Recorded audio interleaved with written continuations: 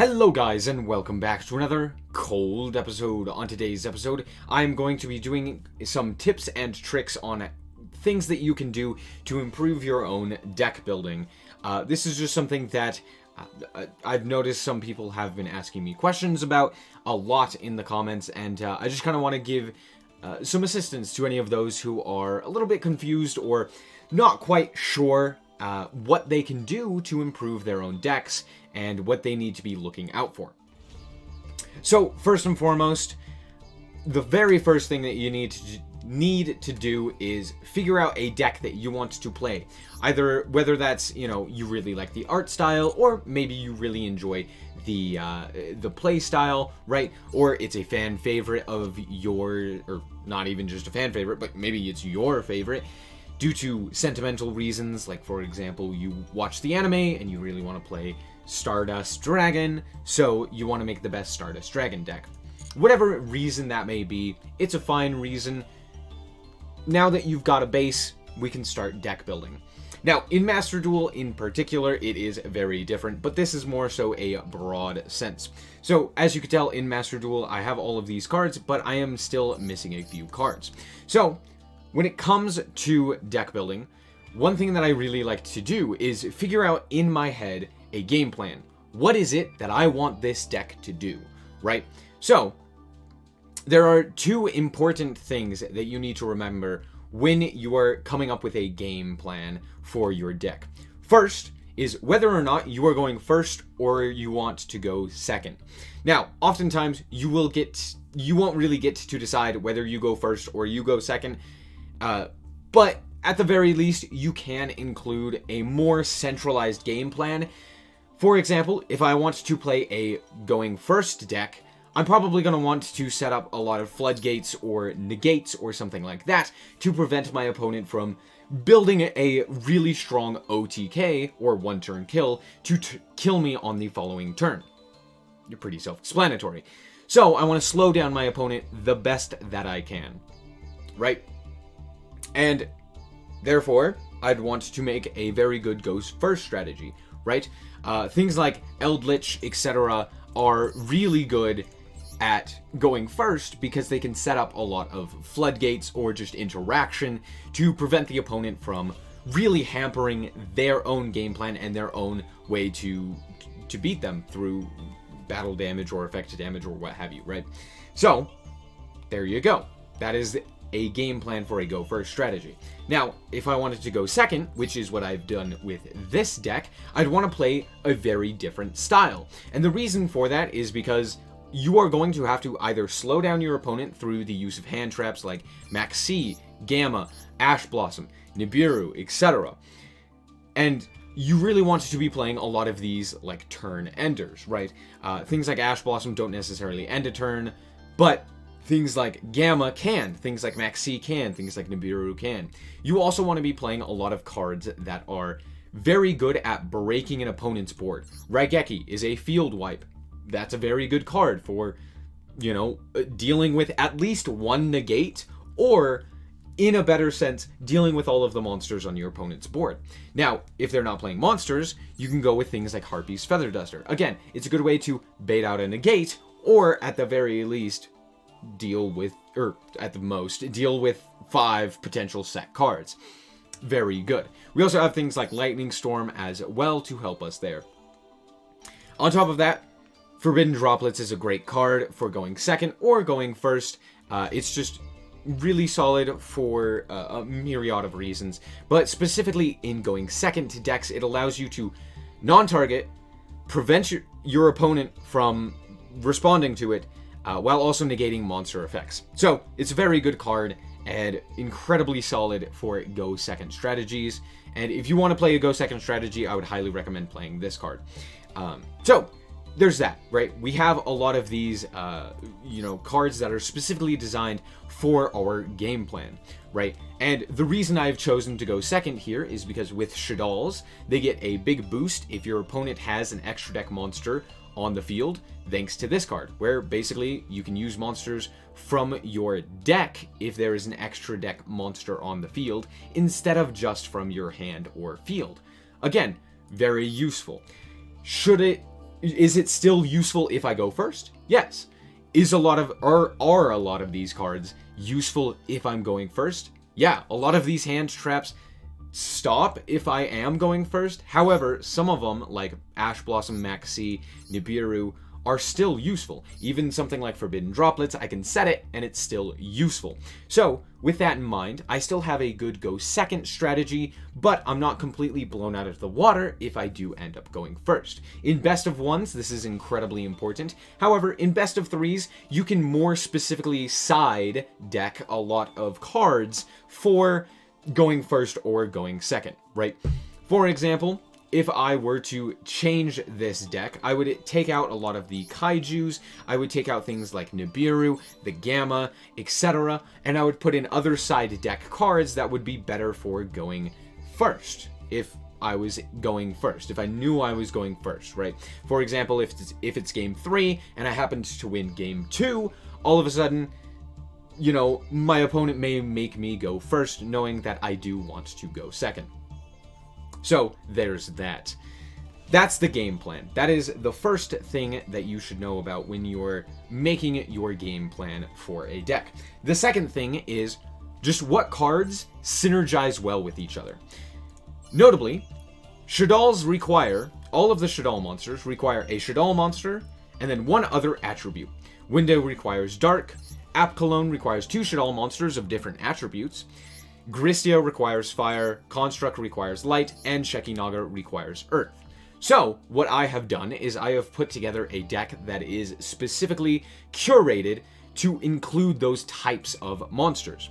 We have things like Maxi, which is an Earth, as well as we have the Earth Kaiju. The reason I went with the Earth Kaiju is because sending something like a Maxi isn't as good. Neither is really sending this, but at the very least, it gets something out of the deck, and I have multiple options for Earths for my Shekinaga. For Lights, we have the Gammas. That's the main reason they're in there. I could also go with Nibiru if I wanted to get that out of the deck, and that can get me Construct. That's why I'm playing things like Gamma, right? Instead of just Ash Blossom and just cutting down on cards, I am going to play the Gamma because it's very nice. We have no fires with Gristia, which kind of is dumb of me. But in all honesty, it doesn't come up all that often that I would need it. Oh, just kidding. I lied. We have an Ash Blossom. Ash Blossom is a fire. I knew I had one. So, again, I can send another hand trap there for Gristia if I need it. With Apkallone, obviously, it's just 2 different attribute Shaddolls. And then with Winda, all of the Shaddolls basically are dark anyway, so you could just send another Shaddol. There you go. All of these cards have these synergies together. Now, notably, there are some cards that are currently not highlighted, or I don't have them, right?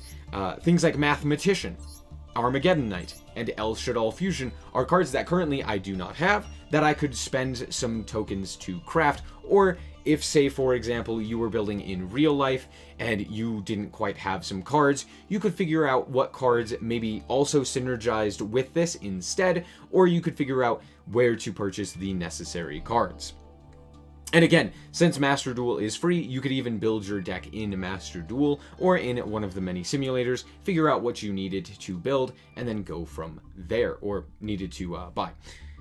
So, let's talk about the actual cards that I currently do not have in Mathematician and Armageddon Knight and El Shaddol Fusion. El Shaddol Fusion is just a quick play version of a fusion spell.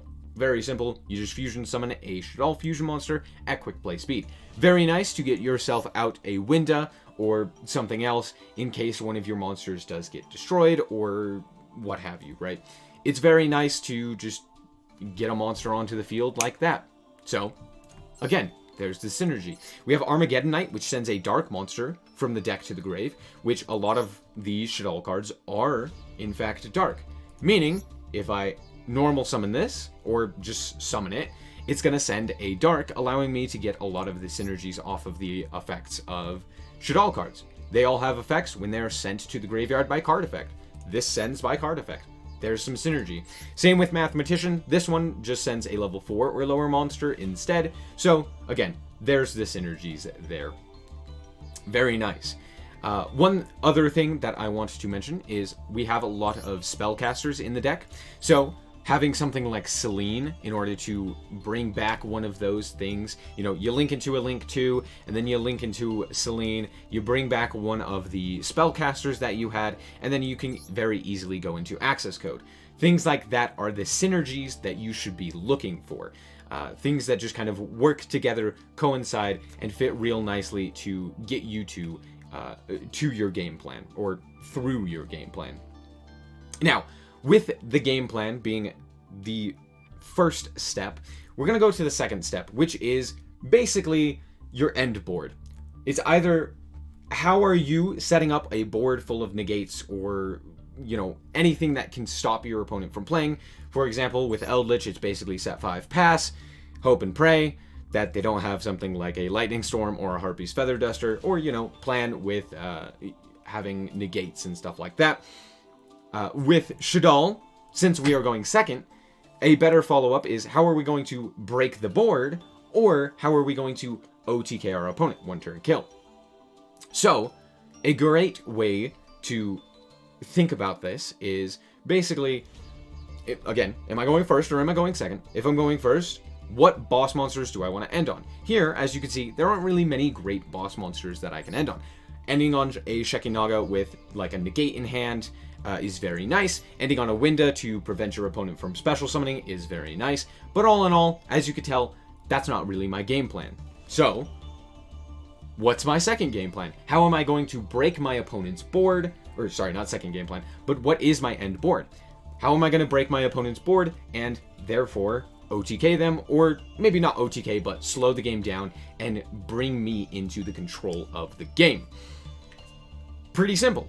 As I've already mentioned, Shaddoll Fusion gets better if the opponent has an extra deck monster on the field. We are also playing a lot of cards to slow the opponent down, as well as things to negate effects or what have you. So, all in all, that is the game plan. But what am I going to be doing with that game plan? I want to end on things like Winda, Construct, App Cologne. These are all really good monsters for putting pressure on the opponent. I also have things like, again, the Kaijus that I can tribute over important monsters to deal with them easily. We also have, as I've mentioned, the access code Selene line in order to get us more access to an OTK, right? All of this is basically just a very simple way of controlling the game, putting it into our favor. Sure, we're not going to OTK our opponent most of the time. Occasionally, we might be able to go into access code, but it's not going to be very often. But all in all, Construct and Winda are definitely good, and is our ultimate end board, right? Having something like a Winda and a Shekinaga, or a Winda and another fusion summon, or, you know, if you're confident enough that they don't really have anything, like for example, they only have like 1 or 2 cards in hand, even after the draw, then you may be confident in just, you know, like having an App Cologne and a Shekinaga, or maybe you're okay with just having the Construct on the field because maybe you have a hand trap in hand. Stuff like that is what you want to be thinking about. What are the things that I can end on that are going to put me in control of the game? Now, to be fair, this deck is very good at floating, or adding back resources and gaining back resources when things would normally be destroyed or sent to the graveyard.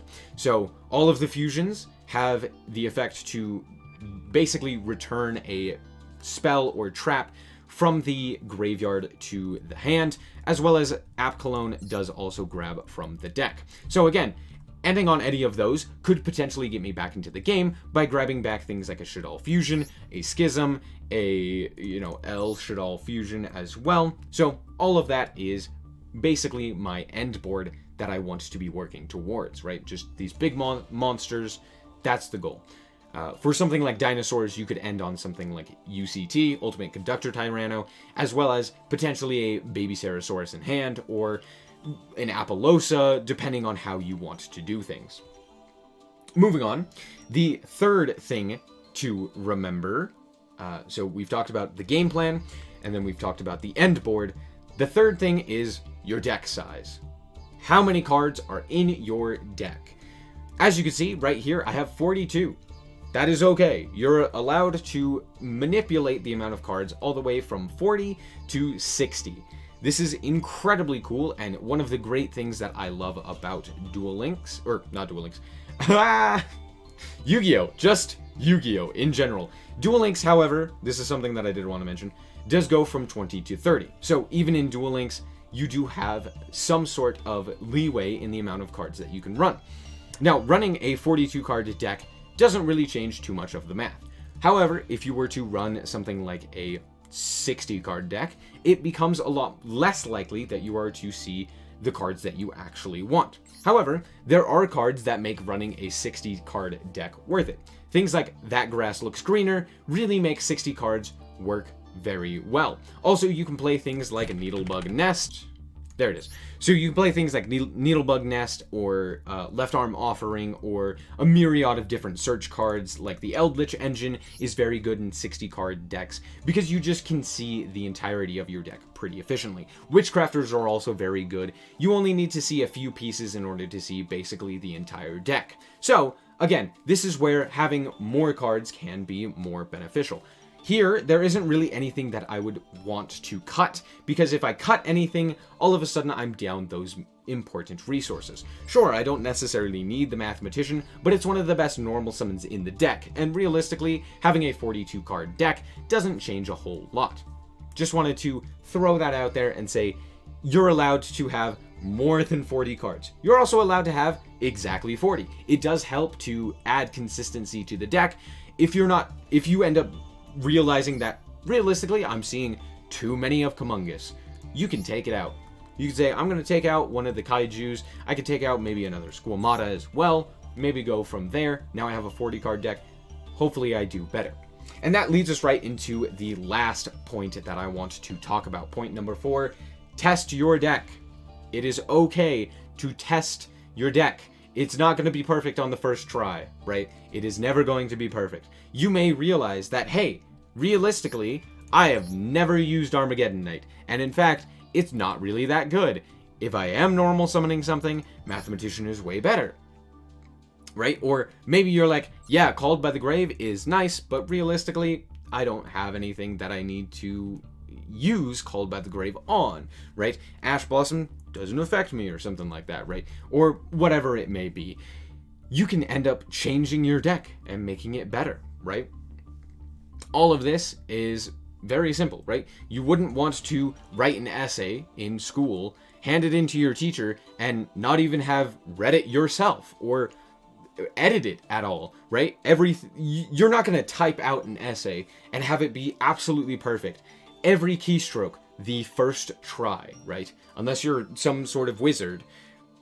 It's the same with deck building. You're not going to immediately put together the best, most competent deck, right? For example, here, I don't have a whole lot of spell and trap card removal, but say I was up against a lot more spell and trap cards. So maybe I want to put in more twin twisters, right? I'm gonna say, all right, I'm facing a lot of back row. I'm gonna take out things like Ash Blossom as well as maybe Gamma, and now I'm gonna put in more of the twin twisters, right? And I could look at something like that and say, hey, this is much better because of the way that the meta is. It's pretty simple. That is more or less how a deck list can change. Sorry. That is how to deck build in a basic form. It's very fluid, and there are a lot of things that you can change to make your deck list your own, as well as to make your own gameplay unique, right? Maybe I would take a different way to get to access code than you would. Maybe you don't like Selene, and maybe you don't like Underworld Goddess of the Closed World, and you want to throw in something like Apollosa, or what have you. It's all up to you.